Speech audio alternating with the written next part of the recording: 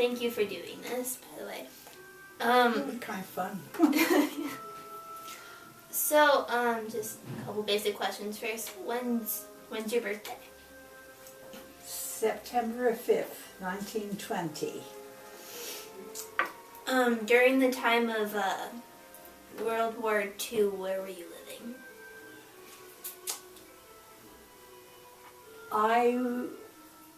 I was married at the beginning of World War II.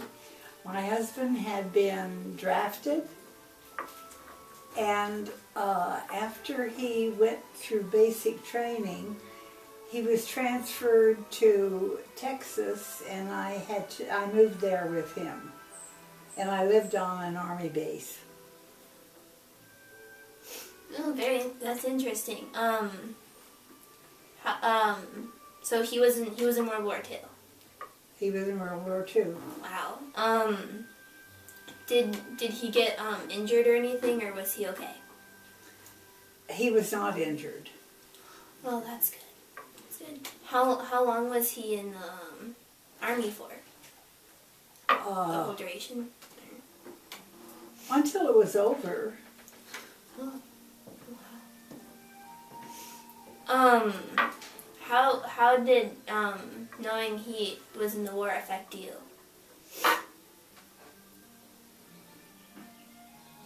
Well, most of the time he was in this country. Because he was,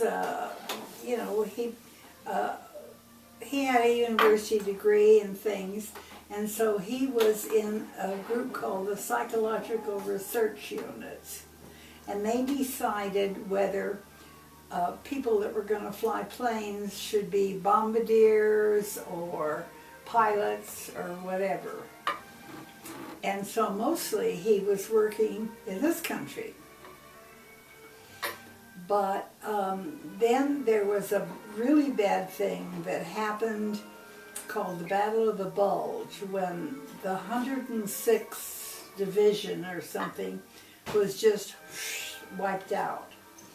So they took everybody that was available here and shipped them to Germany. And I was working in a bookstore, and he called me, and he said, "They've told me I have to leave this afternoon, and if you want to see me, be at this place at this time, and we can at least wave." And they shipped him off. This was kind of, and then he had to go through some sort of, they called it retread training in Arkansas. And then they sent him to Fort Meade, which is on the East Coast. And he was going to be there for like 2 weeks or 3 weeks. So I went there and stayed in a, rented room so that I could see him. And then he went overseas. I just saw a cat. And that man is feeding that cat, and I told him we can't have a cat because I have birds. I know that's not part of your... It's okay. Yeah, I actually learned about the Battle of Bulge in history, so when you mentioned that, I actually remembered. Yeah. Very crazy. Now, he's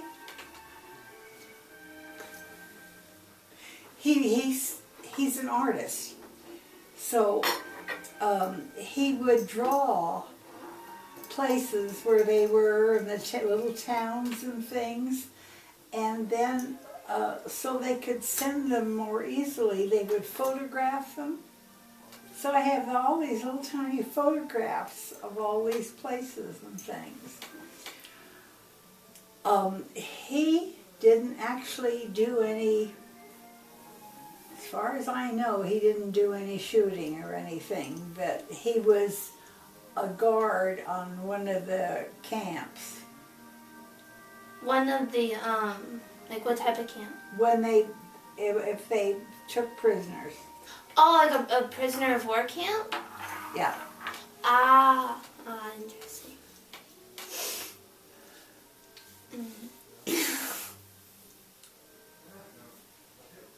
Sorry.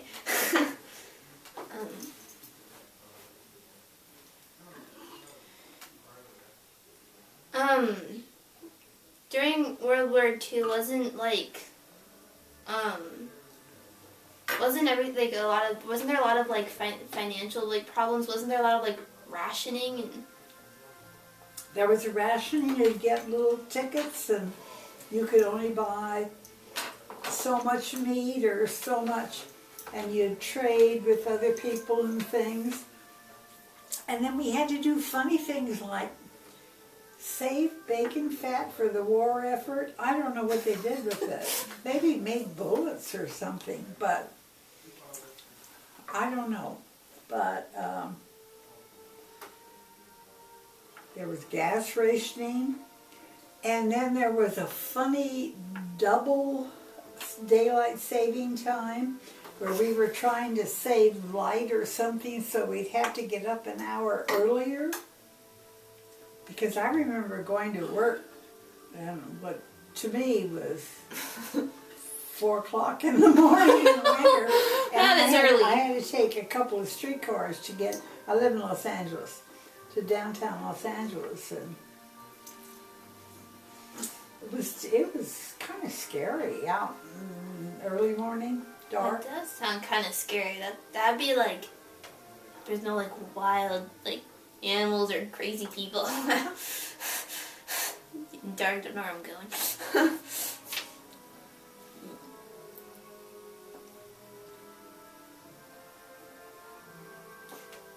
Sorry.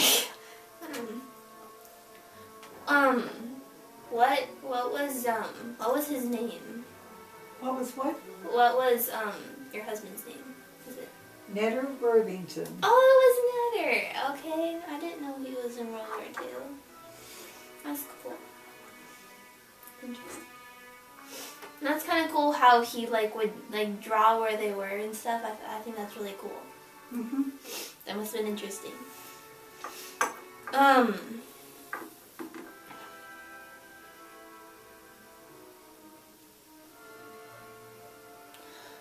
Like, like all the, there was all the concentration camps and prisoners of war camps. Did you know about any of that stuff at the time, or was that kind of just, like, kept on the down low? We knew a little bit. We didn't know how bad it actually was. Mm. But everybody, had heard that, the in Germany, the gas chambers where they just put people in these ovens. They took all of their stuff first, and all their rings and stuff. And when they first, if you read the beginning of that book, you might get an idea of what it was like for the people that were sent there. They didn't know where they were going. They didn't know what was going to happen to them. They didn't know when it was going to happen. And they weren't given enough food. They weren't given enough water to wash. They weren't given enough of anything to really, exist. And they were made to work very hard. And if you couldn't work hard, into the oven. It was a terrible time in our history. Yeah, from little bits that I've read. Anybody could do that, too. And there were thousands of Jews were literally burned up.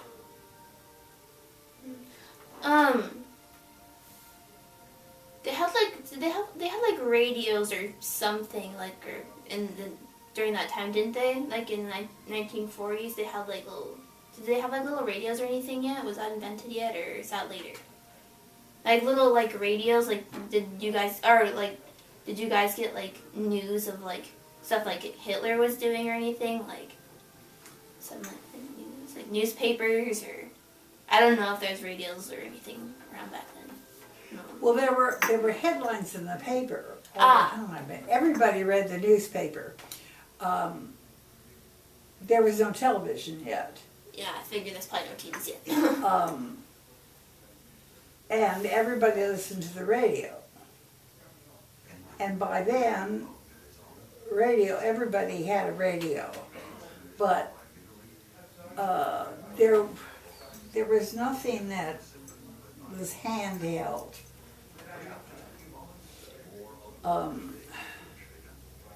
Now, when I was a kid, I had a crystal radio, thing that we made. And did you ever do that? Oh, it's a lot of fun. And all of a sudden, you get all these little things. But regular radios, funny big ones like that.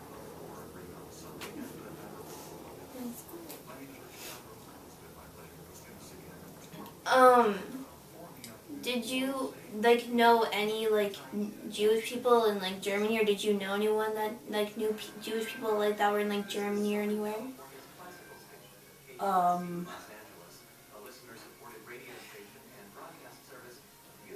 Well,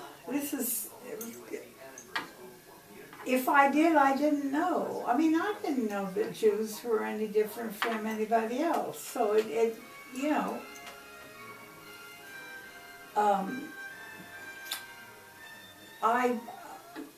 my husband's, when we were in Texas, a guy that my husband worked with was Jewish, and his wife was Jewish, and I was really interested to talk to her and things. And a lot of people thought I was Jewish too. But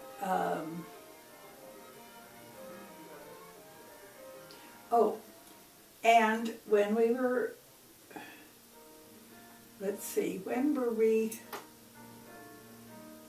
when he first left here and went to Texas, we actually had a little house there and things, and we were in Amarillo.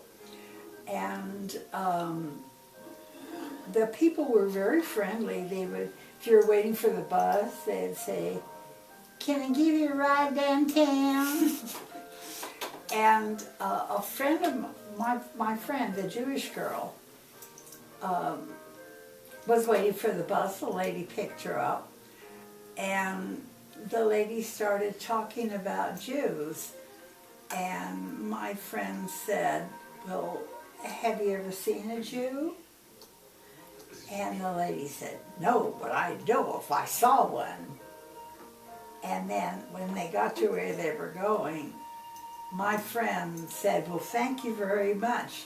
My name is Mrs.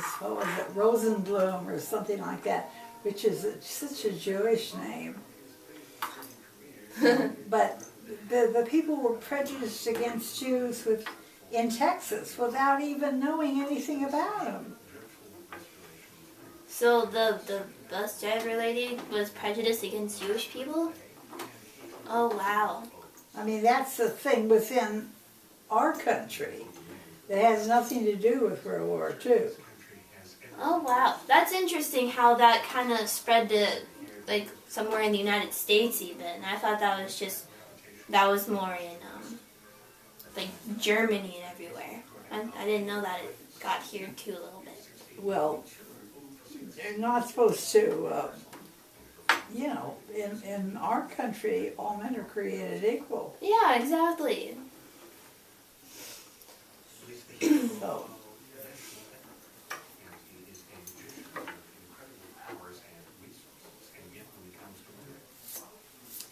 How are we doing? Have you got anything you can write about? Yes, I do have stuff I can write about.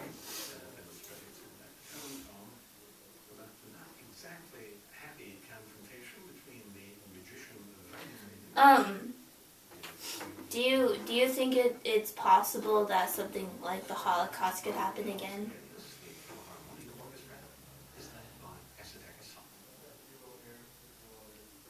Unfortunately, yes. I mean, when you hear what the people in the South are saying in this country, I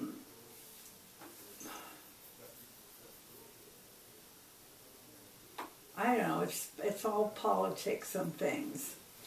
I read a book, it was a novel, and it talked about people in Germany, it was set in Germany, and how they got swept up in this, in the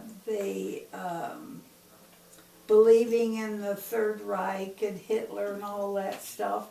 And then if you didn't like it, your neighbor would talk about you, and then you would get sent someplace, or, you know, this is just within the German society. This is before the war started.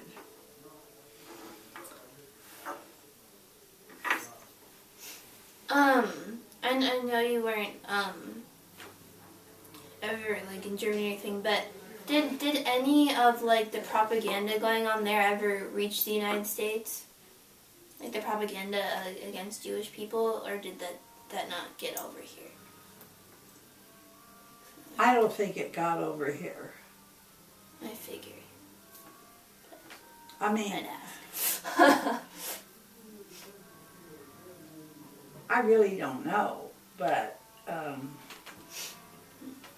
Yeah, it's okay. I was just wondering. I was in Germany after the war. Ah. In fact, I was on a German boat, and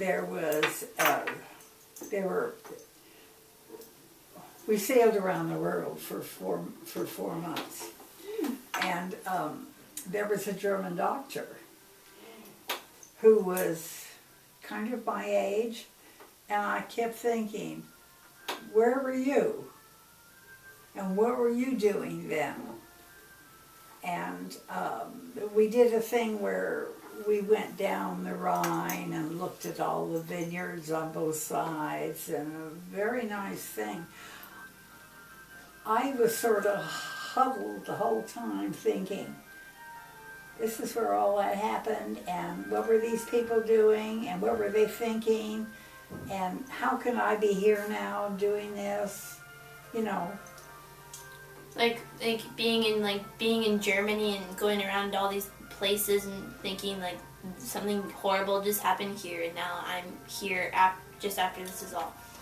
Yeah, where were you doing, you know, I looked at all the people and I thought, where were you when all this terrible stuff was going on, and why didn't you stand up and say, you know, we can't do this, or we, etc.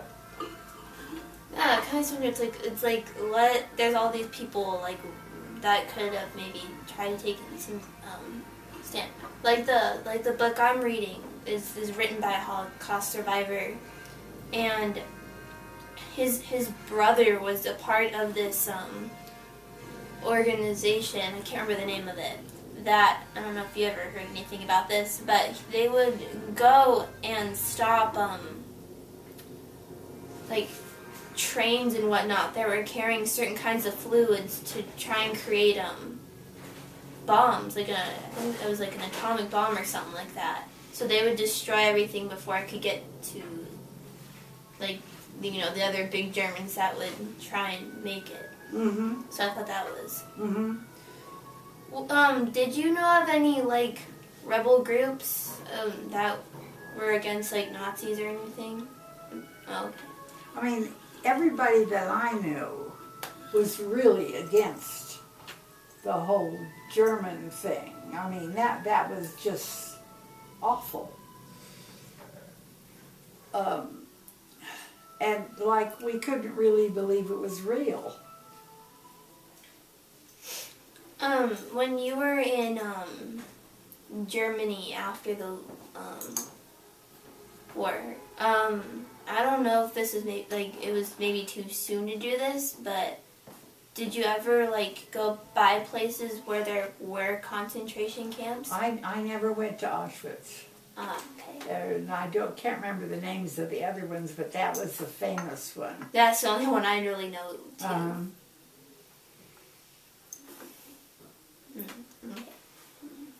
Okay. I don't think I could handle it. I know someone who's been to one. I may have been Auschwitz. I'm not sure which one she went to, but she said it was really depressing. Was she Jewish? No, she's not. She's actually half white, half Mexican. But she went to one and said it was really, really depressing. Yeah. I know I'm like jumping around here.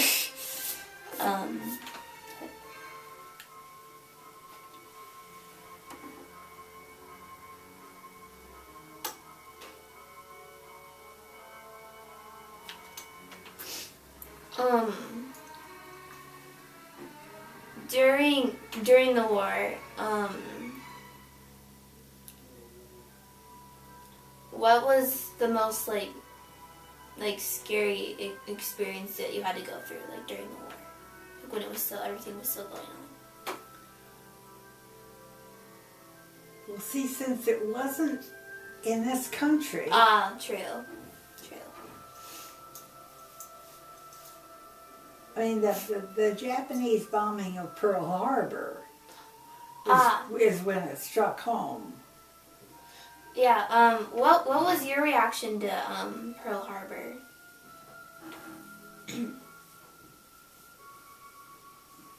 Like what were you kind of feeling when you heard about it? I wasn't married yet, and I was going to have breakfast with Netter and his roommate. And this was Los Angeles in the old days. You took all these streetcars and transferred. And I kind of heard it on the radio when I left home. It was a Sunday morning. And I got there. That's all they could talk about.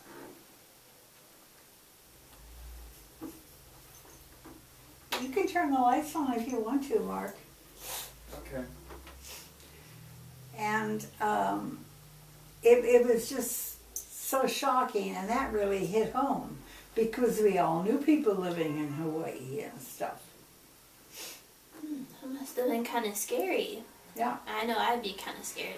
And then eventually we did things like we manned posts along the coast because there were all these stories about Japanese were going to come up in submarines on our beaches. What was this? I think it was called, D-Day. Oh, I also worked in a factory where I soldered parts for airplanes. What with airplane parts, sorry? Sorry, you what with airplane parts? Soldered. Oh, soldered. Airplane parts, yeah. Wow. And a lot of the girls that worked there, their husbands were, well, all of our husbands were in the Army, away, and so we all worked in this big factory. That must have been really interesting. It really was. Oh yeah, I remember learning like during World War II, there was a lot of women, because all the guys were in the army. There were a lot of women working in factories to contribute to the war effort. Rosie the Riveter. Yeah. And women learned how to do all kinds of things that they had never done before. And so the World War II, it really changed the lives of women, because afterward they said, we can do this. Why should we just, do these other little things when we would really like to solder and rivet and hammer and build airplanes and ships. Mm-hmm. That's really cool, actually.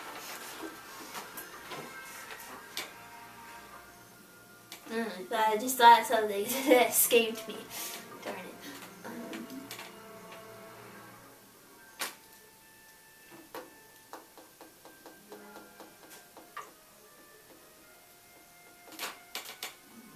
Darn, I hate when that happens. Like you just think of something and it slips your mind. You mean it happens to you too? It happens to me all the time.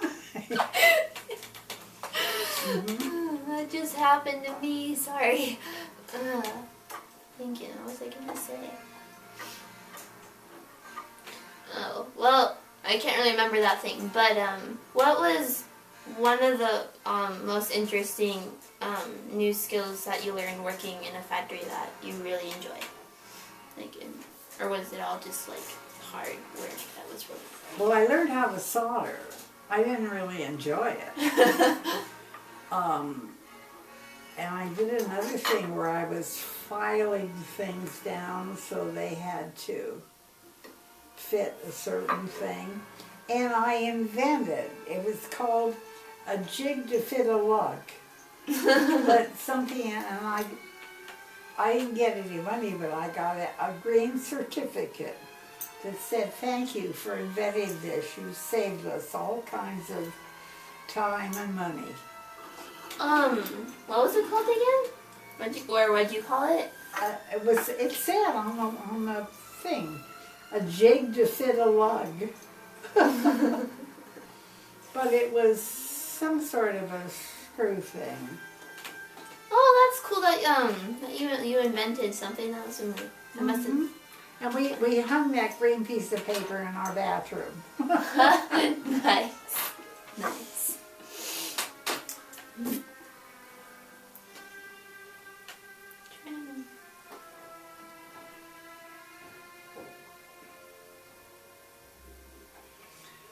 Something that I'm sure doesn't have anything to do with your thing or not, but when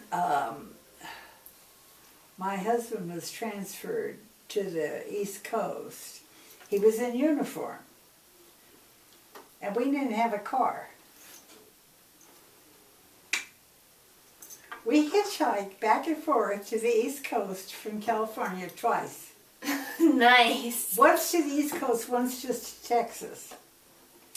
And everybody was going to pick up a soldier, during those days, because it was all patriotic. And I had red gloves, and we had practiced a little time step. And we would do the time step, and then we would do like this. Everybody picked us up. And then they would tell us about where they lived and what they were doing and stuff. And it was really interesting. Yeah, I'm pretty sure you heard some very interesting stories. Mm-hmm. What was, if you can remember, what's one story that really interested you, if you can remember? You mean about somebody?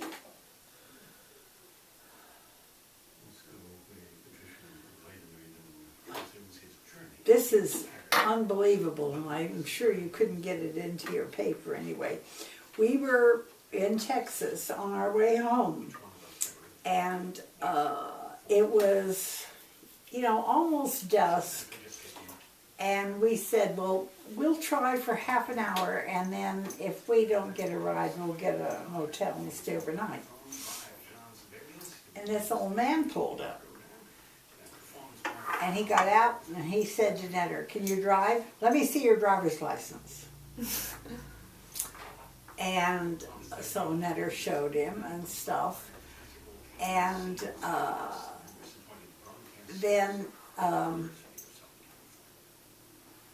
did we work this out? So Netter drove, and I was going to get in the back seat.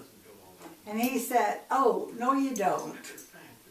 You have to sit up here. I'll sit in the back seat because I forget how many $1,000 worth of silver back there."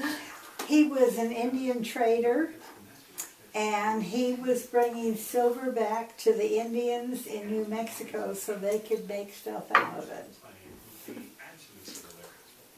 And he was a really funny man. And so we drove with him until probably about midnight or so, and we got to a big town, and he said, now, I'm going to turn off and go into the boonies here, and you better get out here because there's nothing else around. That's a cool story. This is kind of, I know, jumping around here, but my mom or dad, I think, they told me that you met, if I'm correct here, did you get to meet Eleanor Roosevelt? Yeah. I remember someone telling me that someone. I took Eleanor Roosevelt to the bathroom. How did you get to meet her? This was at Chapman College, and this is after the war and everything, you know. And there was an artist lecture series who invited people to come and talk like once a month and stuff. Netter was the chairman of the artist lecture series, which meant that, of course, he had to sweep the stage and set it up and everything, but he also got to choose the people. Martin Luther King, Ralph Bunche, Eleanor Roosevelt, Alan Watts, you name them, and he got them. Whoa, that's pretty cool. And then, later on, when he,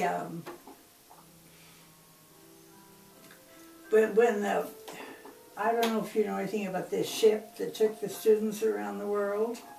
No. Netter started it out of Chapman, the same little rinky-dink college.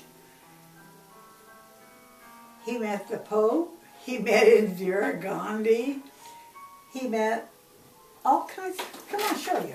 You met Gandhi? Oh, can we leave this?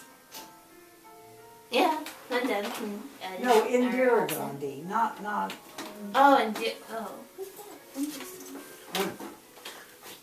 No, We need to sashay down the hall. Well, the camera person will follow you.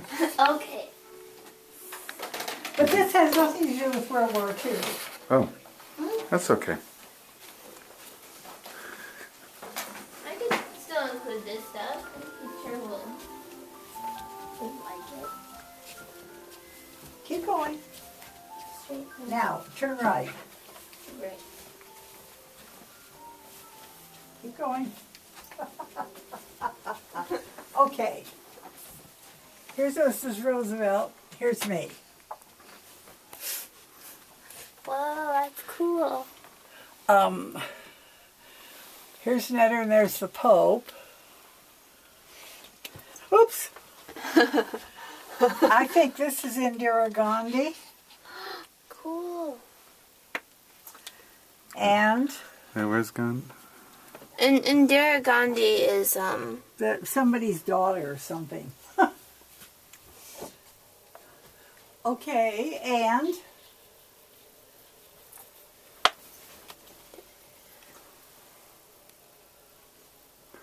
this is a picture where you and Netter, he's wearing your dress. That's our wedding dress. He's wearing the dress and you're wearing a suit.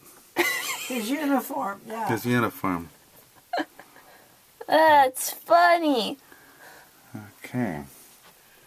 That picture of Tim and me at the top, Oh, at the top, yes. your dad took that. We took this had picture. gone to hear you at someplace down near UTC, Oh, yeah. a brown building. That's a good one.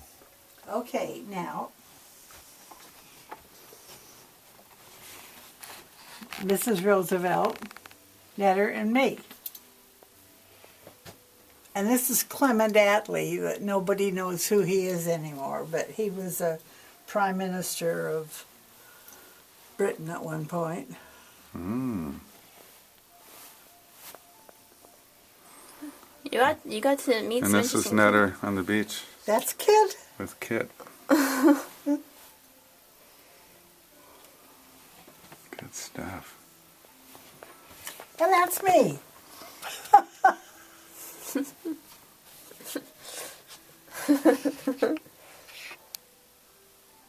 So great.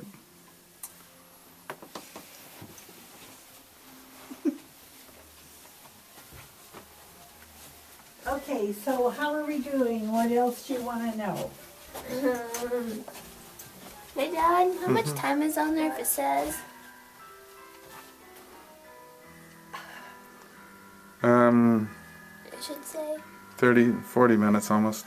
39 minutes. I think everybody's lives are really disrupted by World War II, you know. Definitely. I mean, war is definitely a crazy time. It's not that Is it good. war? Obviously. You have more stuff to do? To talk about? I don't think so, unless there's anything interesting that you would like to share that we haven't touched base on yet. It's so long ago, and I've forgotten most of it. Yeah, that's I definitely mean, a long I time was in my early 20s. How long ago that was? Wow. Well, I guess that's it then. Thank you so much for letting me interview you. Your story was very, very interesting, and it was really You're nice very hearing you. welcome, but I jumped all over, and I hope you can make something out of it. Yeah, I definitely will be able to. It's okay. I kind of jumped around too. Okay.